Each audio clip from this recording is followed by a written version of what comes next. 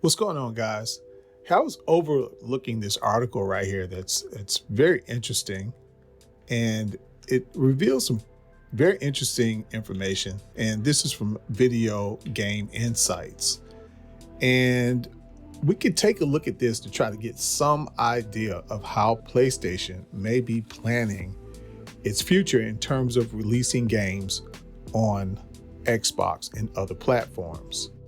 Now, keep in mind, the industry is a lot different now, and PlayStation is in a lot different situation than they have been in the past. We all know that they recently have just lost a whole lot of money, billions of dollars, on their live service project where they were trying to make so many live service games, and they've had tons of cancellations. And they're also dealing with a profit margin problem. That's according to Hiroki Totoki. That's not according to me. And, of course, they're making a profit, but they're like any corporation. They want to make more profit. They want to make maximum profit. They need to do that for their investors, right? And their operating cost is also not looking too good. So they have a lot of ground to make up financially. So they want to make a lot of money. So they weren't in those shoes when we take a look at the past. Of course, they were doing really, really well, but we have to consider that factor now when we're taking a look at how they did things back then. For many years, PlayStation has relied upon exclusives to encourage players to buy its hardware and remain within its ecosystem. This strategy, also commonly used by Xbox and Nintendo, has been highly effective. However, since 2020, there has been a significant shift in this approach. This article explores why publishers are moving towards cross-platform strategies and examines how this shift has impacted PlayStation to date.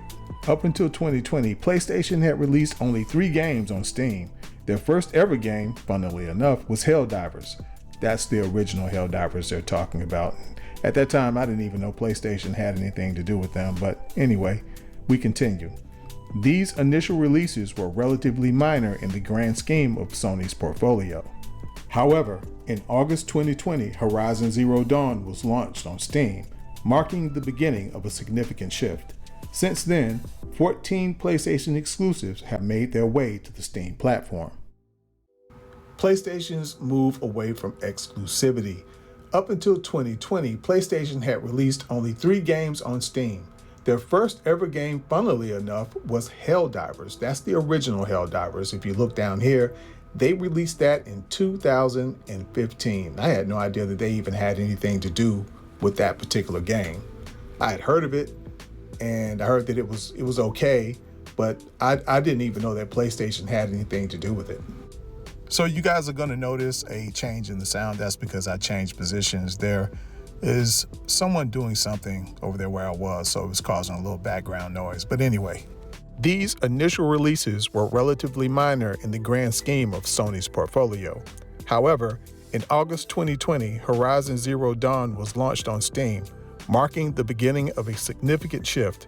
Since then, 14 PlayStation exclusives have made their way to the Steam platform.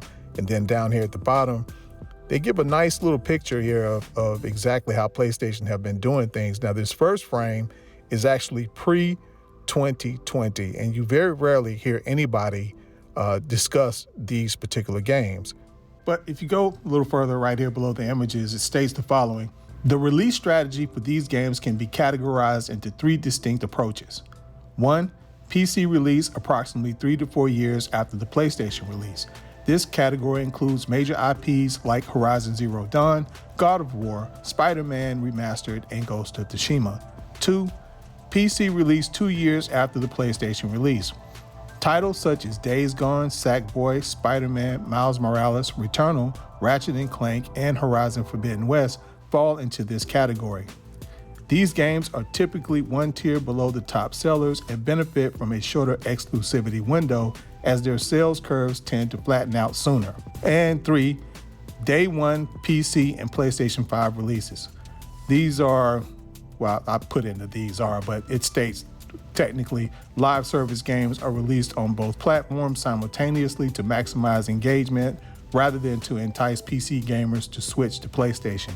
Now, we all know that the idea of enticing someone to switch to PlayStation, that they have given up on that. They know pretty much that that is not going to happen, which is why they're switching strategies. That was the old strategy. So they're no longer doing that. But here's the amazing part. Excuse me. In total, these PlayStation ports have sold over 17 million units on PC, excluding Helldivers 2, including Helldivers. The total, including Helldivers 2, the total exceeds 28 million units. And man, I gotta tell you, that is absolutely insane for Helldivers 2 to make that much of a difference. That's something else. And PlayStation really needs to treat that IP like gold, man, because it certainly, definitely stands out from anything else that they put out that I know of. So the game stands the potential of being a serious gold mine. So hopefully that game will be around for a long time in the future. And they're definitely doing the right thing, man, because if this game did this well by itself, just on the platforms that it was currently on, I mean, think about how well it would do if everybody had access to this platform, including some of the countries that they currently, I don't know if they ever straightened that out. I know one time they was blocking certain countries out, but then I heard they were going to correct that. So definitely need to get that game into the hands of as many players as you can. So if we look at how PlayStation has done things in the past, and keep in mind, I mentioned earlier that the schedule is going to tighten up. The gaps that you see in the releases of these games is going to close immensely, because like I said, when they were releasing these games, they were doing okay. They weren't in the situation that they're in right now. So let me see here. You have like pre-2020, you have the original Helldivers, as I said before. Everybody Gone to the Rapture. That was also released. That's published by PlayStation. Guns Up, that's very interesting. It actually was digitally delisted, so you can't even find it on Steam right now. Then in 2020, the first game to release was Horizon Zero Dawn, released August 2020. Then in 2021, you had Predator Hunting Grounds, which there was some controversy about that. They actually published that. And then you had Days Gone as well in 2021.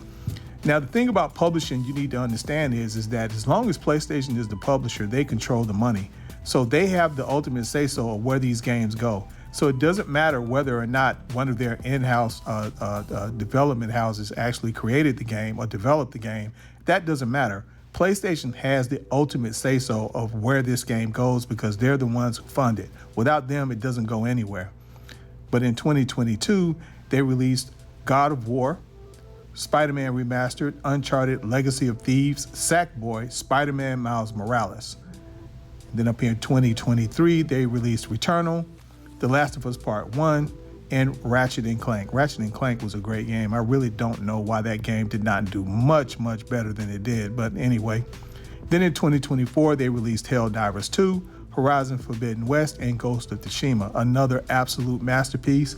I finished it on the console, and I also bought it on PC. I had to have it, man. I had to have it. That game is just outstanding, and it did well because it's not like, you know, the stereotypical PlayStation game where people say, like, they use God of War, they say the Mad Dad walking simulator type of game, or a game that's so heavy with cutscenes. It has cutscenes, but it's more game related. You spend more time actually playing the game than you do looking at cutscenes. One of the downsides of playing some of PlayStation's other games is they say that there's too many cutscenes. You know, now I'm not speaking my opinion. I'm just saying what other people have said in the past. But anyway, back on the subject, I think this schedule is going to tighten up. Now, what you got to consider is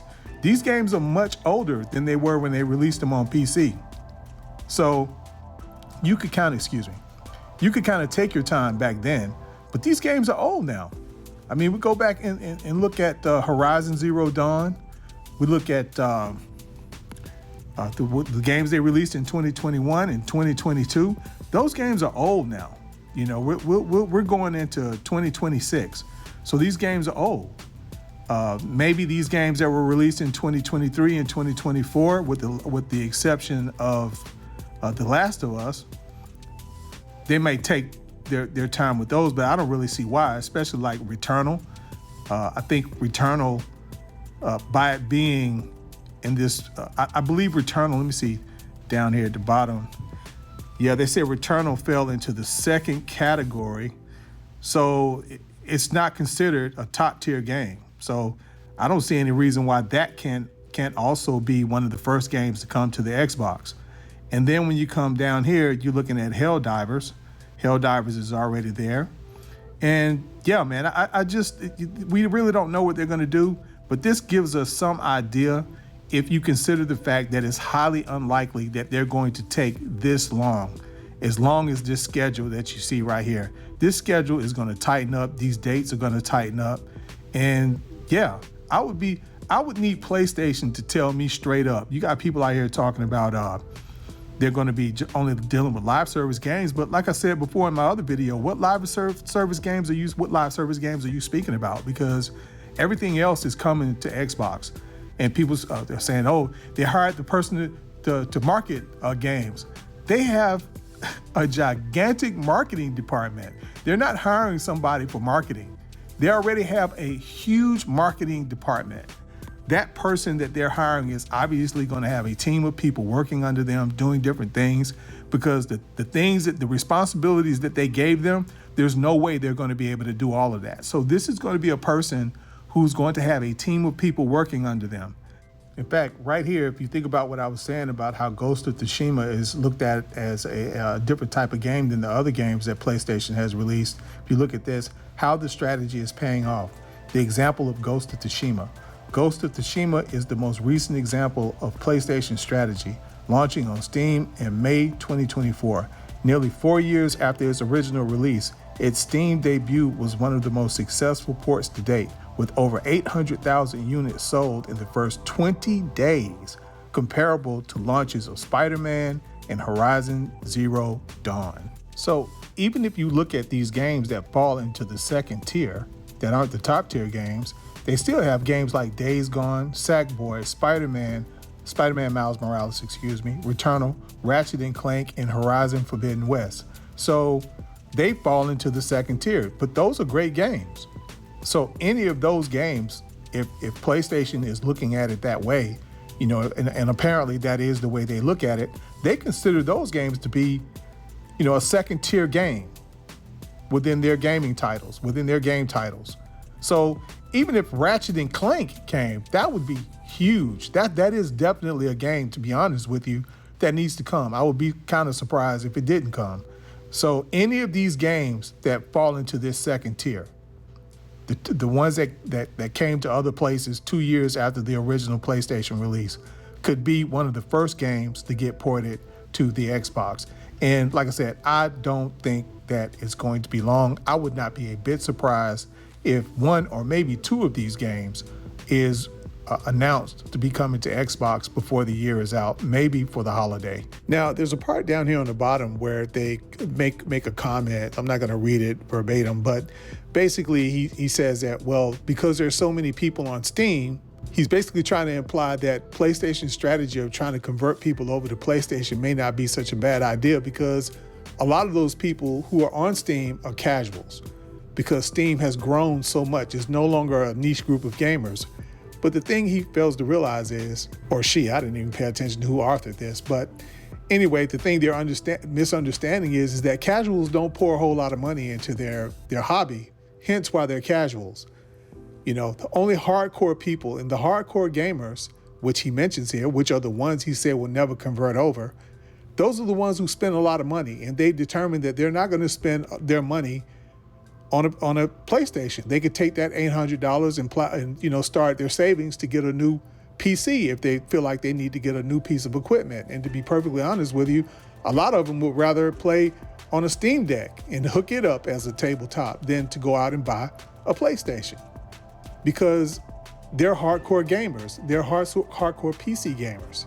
I have buddies who are hardcore into cycling and golfing, and they spend a lot of money on both.